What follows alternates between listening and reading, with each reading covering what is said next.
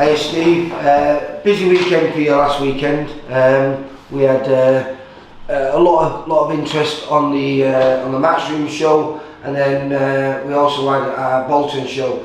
I'll let you go through, because you went down to Liverpool, didn't you? Yeah, it was a modern one. I was at Bolton early doors, then I went to Liverpool, then I got back to Bolton. It was strange, but I missed the two first ones in Liverpool, which was Paddy Lacer. I've seen some highlights of it I watched the highlights on the phone while Ricky was watching Campbell.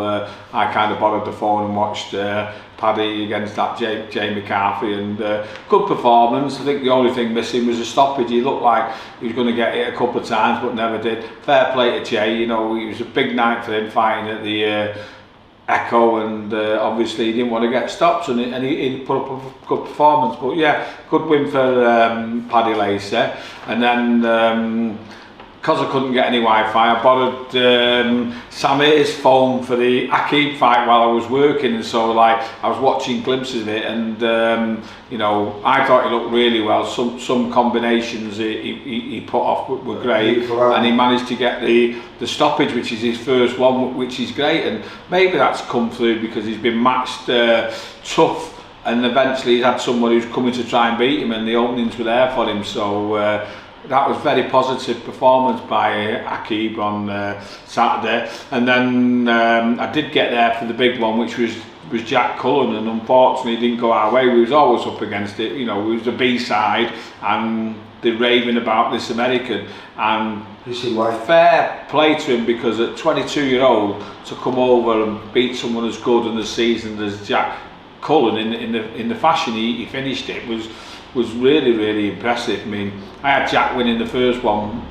with his jab, and I thought that's nice. If we can keep this going for 3 or 4 rounds and then get into a fight, it could go our way. But the lad adjusted so well in the second, you know, and started getting his jabs off, and to out-jab Cullen's a feat in itself. But he did in the second, and in the third he got some really good shots off on Jack. But Jack took him and come back into it at the end of the third, and I thought to myself, it's not a bad sign this, because it's starting to get in the fight a bit earlier than probably we expected it to. And we always thought that Jack's only chance was to get him into deep waters, but at the start of the fourth he got a lovely left hook to the body, which took all the wind out of his sails. And even though he got up, he couldn't hold his hands up, and the kid had 3 pot shots at his face, didn't he? And you know, it had to be stopped. And Jack's devastated because he trained really hard and everything went well, and he expected to beat the kid, so he's upset with that. But I've kind of said, look,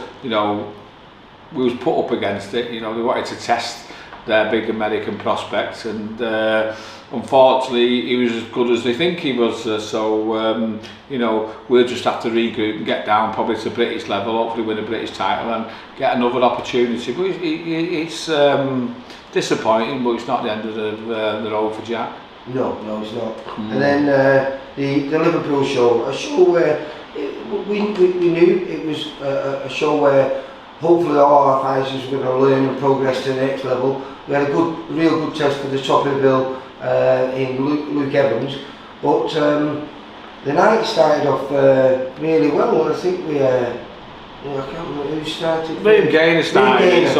So we had 7 4-rounders, which are always like learning fights, aren't they? We had a couple of 6-rounders and then the 8-rounders. So I didn't see all the fights as there's a way, but I spoke to people, so I can kind of fly through it here. Liam Gaynor beat Ricky Starkey on points 40-36, which was expected. I think 40-35 because he got a point deducted for holding, which he had to do. He was holding on for dear life. Right. Well, listen, that was just to get Liam out before he has another Irish title fight, I believe. As I say, Alex Matvienko looks after him, and that's what he done there. Then one of our new VIP Geordies that we've got signing with us, Chavez had the first round stoppage against Joe Hardy, which well, been stopped once before. We didn't expect, because we thought over 4 rounds Joe Hardy was good enough to get through. He was never good enough to beat him, but Travis just never stopped throwing, did he? You know, and his volumes of punches made it difficult for the referee to let it carry on, because a lot of them were landing as well. And right stoppage, first round KO win for Travis. feel sorry for all his Geordie fans who come down. You know, I don't think they mind. A couple of coaches. It just made the trip back home more enjoyable because they did some celebrating. Then Ben Cahill, who fought Jake Smith. Very good. Very impressive. I had a little look back on the tough fight that, we know he's fought both his previous fights on our show, Jake Smith, and done really well. But I just thought, I can't say it was an easy night's work because it shouldn't have been, but it ended up being an easy night's work for Bayern. Yeah, which is good for him. And Leon Cooney, I managed to watch a few rounds before a shot off to Liverpool, and you've got to be impressed with the way they handled Carl Sampson, because he was never in any danger with him, and I won't say he bullied him round the ring, but he was getting his shots off from all angles on him, wasn't he? And he looked really good, Leon. Yeah. I think Carl Sampson, and we know how good Carl is, and can cause upsets when he feels the opponent's not up to it, but he realised that Leon was a real prospect, and got on his bike, didn't he? Yeah, which he had to do to get through. Marcus Tomlinson, Victor Garga, not been on our show for a long time. But what's that? Not been on our show for a long time. Yeah. He's an handful for anyone, so awkward, isn't he? But Marcus handled him, and I believe he stopped him in the last round. But almost, mate. He was one punch away. Yeah, Jack Murphy against Christian Navaras, again, was always going to be a win, but I believe he did it very convincingly. You know what he did? He kept the distance. You know, Christian can smother you, can get close to you and tie you up. He was never allowed to. Jack just kept that because he's a big tall kid, isn't he? And he just kept on the end of the jab and left some beautiful uppercuts and long left hooks to the body. And he gave him it. Not quite in the same mould as young Akib had done onto last summer, but it was very impressive, mate. Impressive. He's one tough kid, isn't he? And these Nicaraguans seems to be a different breed, don't they? Yeah. And then my little mate, because he sells all the tickets, Sahir Iqbal, that was a great beat fight, Jake Pollard, and I believe was an entertaining fight, wasn't it? It was a real, and the last round, mate, it was an absolute crowd play. They were going wild in there. Jake Pollard, he was, I don't know, I've never seen him so committed to trying to win. Right. And a little bit harsh on the scorecards, but it was a great learning fight for Sahir, because in the fourth round he looked a little bit tired, and for the minute of the first round Jake was doing fairly well, and then he just sent some beautiful body shots in, and it changed the whole dimension of the fight. And then I'll have to get on to watch that. Well, the last punch he threw a perfect left hook, landed right on Jake's chin, and the bell sounded, and it was like, oh, but the crowd was going wild, and it was a good night. Well, listen, he's always going to be in entertaining fights, A, because the way he is, and B, because he is really a light flying. There's none really about in the UK, so he's going to be giving weight away, and that's probably why Pollard fancied it in the last round. That he was heavier than him. And then Jake Gabriel, I missed it, but I don't think I can tell you much more than anyone else. He chinned him in 30 seconds, which 32 seconds, I think. I think we expected that to happen, but not as quickly as that. And a few people are a bit disappointed with how easy the Argentinian went down, but he must have realised he was in for an hard night. You know something, though? He caught him with 3 beautiful overhand rights. He pinned him in his own corner, and he placed it so well. He threw the backhand in right behind his glove and around his ear, and then pursued him all the way around and caught him with the same shot on another 2 or 3 occasions. Yeah, well, listen, that's 2 first round stoppages for Jake, which is good for his profile, but for learning, probably not the best. His next fight, I'm hoping, and we're saying hoping, we're waiting for Ben Fields to confirm that he's going to be his opponent in Blackpool on May the 13th. So that won't be a 30-second round stoppage, will it? So Ben he's more than capable of beating him, but he'll learn a lot, and he'll be pushed a lot as well, won't he? So I think that's a good fight for him now, and it'll be a good fight for all the fans in Blackpool to watch. So, without a doubt.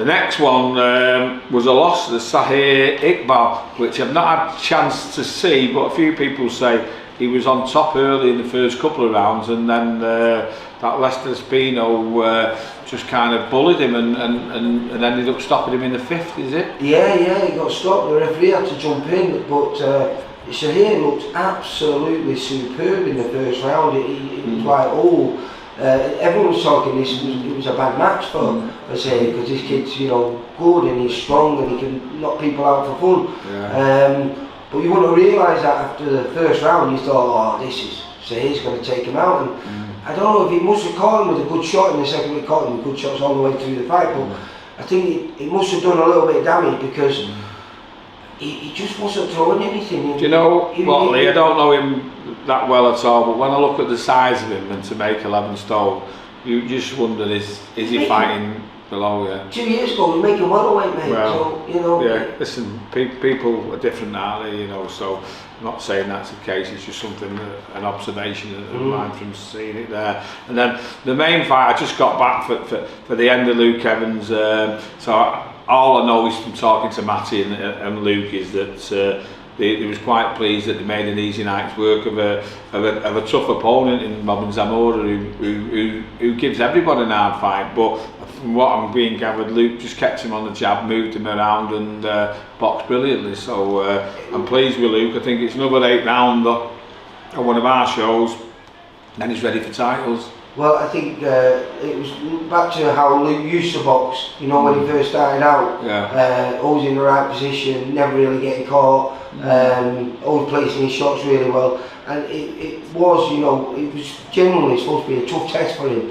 And you would have known it. Luke got out absolutely blemish free, and that's not happened for a while, has it? Yeah. So over and all, disappointed night with Jack Cullen losing, because you never want your kids to lose, but when you're at that level, it's going to happen sometimes. But for us, all our own kids won. Obviously, we had a loss with Sahir Iqbal, who's managed by Ant Croller. Then disappointed for him, but you know, if ever we get the opportunity to help him out again and he can find our shows, we will do so. I didn't realise, you know, Sahir is Samir's cousin. Yeah, he said to him. So Samir was absolutely, even though he had a fantastic win himself, he was really gutted for his big cousin. That's how it should be, isn't it? Yeah. Alright, okay then. We're going to come back and literally in a few minutes and then we talk about the Wigan show. Yeah. Alright mate, thank you. See you later, bye. For all boxing info, news and latest interviews, amateur and pro, across the north, click and subscribe. VIP Boxing Promotions. Also Twitter, Instagram and Facebook.